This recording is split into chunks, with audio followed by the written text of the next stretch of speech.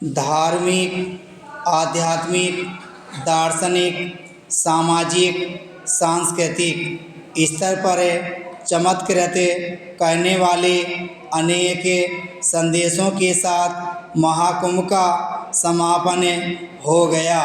यह सबसे अधिक जनसमूह वाला विराट आयोजन सिद्ध हुआ।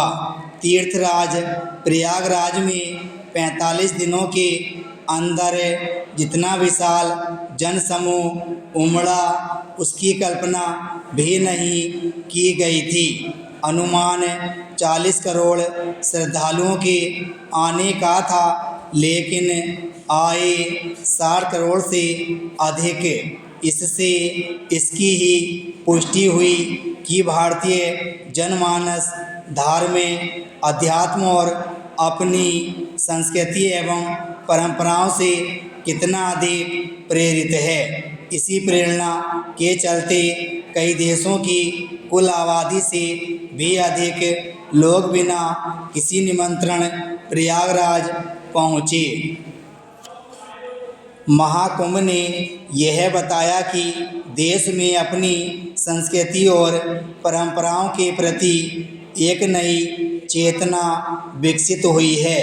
इसी कारण जब यह अनुमान लगाया जा रहा था कि समापन के दिनों में श्रद्धालुओं की संख्या में कमी आएगी, तब ठीक इसके उलट देखने को मिला। महाकुंभ ने समस्त विश्व का ध्यान अपनी ओर खींचा, तो केवल इसलिए नहीं कि मानव इतिहास में एक स्थान पर इतने लोग इसके पहले कभी नहीं जुटे, बल्कि इसलिए भी कि यह आयोजन डिजिटल क्रांति के दौर में हुआ। महाकुंभ ने नए सिरे से यह स्थापित किया कि भारत अपनी हजारों वर्ष पुरानी संस्कृति में रचा बसा धर्म, अध्यात्म और दर्शन का एक ऐसा स्थल है जो अनुपम है।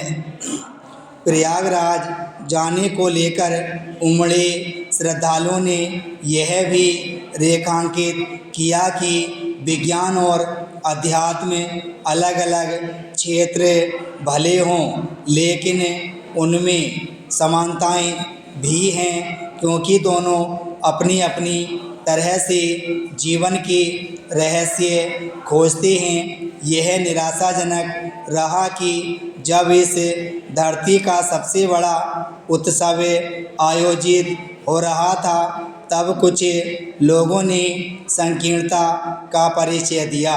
ऐसा करने वाले यह जानबूझकर भूल गए कि इतने बड़े आयोजन में कुछ समस्याएं उभरना अस्वाभाविक नहीं। निःसंदेह जो समस्याएं उभरी और जिनके चलते कुछ लोगों को कष्ट उठाने पड़े, उनके लिए गुंजाइश नहीं छोड़ी जानी चाहिए थी, लेकिन उनके बहाने महाकुंभ को फालतू बताना और उसकी व्यवस्था को सिरे खारिज करना छिद्रावंशी मानसिकता ही है। यदि महाकुंभ ने अविस्मरणीय छाप छोड़ी तो इसके लिए धन्यवाद के पात्र वे भी हैं जो इसके आयोजन में प्राणपण से जुटे। इसी के साथ प्रयागराज वासियों के आतिथ्य भाव को भी सराहा जाना चाहिए। अब जब यह स्पष्ट है कि आने वाले समय में धार्मिक सांस्कृतिक आयोजनों में भारी भीड़ उमड़ने के आसार बढ़ गए हैं, तब यह और अच्छे से सीखा जाना चाहिए कि भीड़ प्रबंधन को और सुरक्षित कैसे किया जाए। इसी तरह तीर्थ स्थलों में वीआईपी संस्कृति को समाप्त करने के उपाय भी किए जाने चाहिए। इसका औचित्य नहीं कि सामाजिक समरसता का संदेश देने वाले तीर्थ स्थल पर्यटन स्थल जैसे बन जाएं। धर्म और अध्यात्म का मर्म यही कहता है कि तीर्थ स्थलों में न तो कोई राजा होता है